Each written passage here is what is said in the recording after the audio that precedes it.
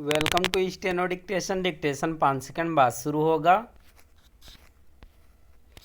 Start.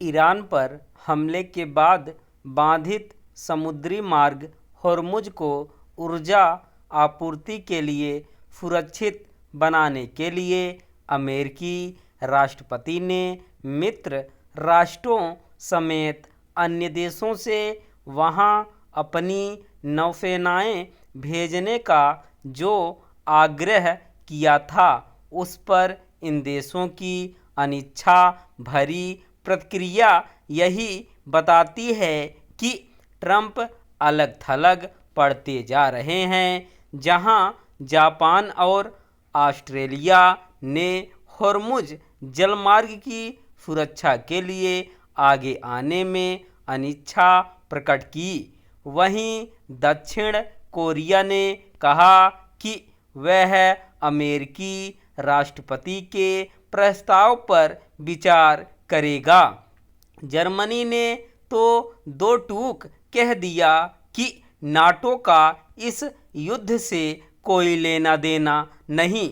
ऐसी प्रतिक्रियाओं से ट्रंप को किस तरह झटका लगा है, इसका प्रमाण यह है कि अब वे नाटो देशों को चेतावनी दे रहे हैं कि इस संगठन का भविष्य खतरे में पड़ सकता है।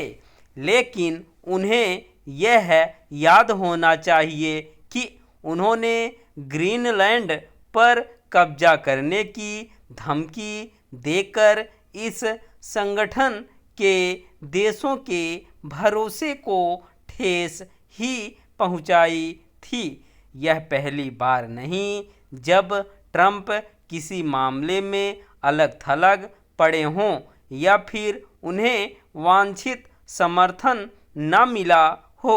इसकी अनदेखी नहीं की जा सकती कि जब गाजा के विकास के लिए उन्होंने संयुक्त राष्ट्र को किनारे कर बोर्ड ऑफ पीस का गठन किया था और खुद उसके सर्वेसर्वा बन बैठे थे, तो इस बोर्ड में भी नाटो देशों के साथ अन्य कई प्रमुख देश शामिल नहीं हुए थे। यह अब किसी से छिपा नहीं कि अमेरिका के मित्र देश भी ट्रंप के रवैये से आजिज आ चुके हैं और वे उनकी मनमानी के समक्ष झुकने के लिए तैयार नहीं। इसके लिए ट्रंप अपने अलावा अन्य किसी को दोष नहीं दे सकते। उन्होंने अपनी टैरिफ नीति से दुनिया को तंग ही किया है। सबसे अधिक तंग तो उन्होंने सहयोगी देशों को किया। ट्रंप किस तरह मनमानी करते हैं, इसका उदाहरण अमेरिकी सेनाओं की ओर से वेनेजुएला पर हमला करना भी रहा। वेनेजुएला में अपनी कठपुतली सरकार बनाने के बाद उन्होंने इजरायल के साथ मिलकर ईरान पर हमला बोल दिया। लगता है वे यह भूल गए कि ईरान वेनेजुएला नहीं है।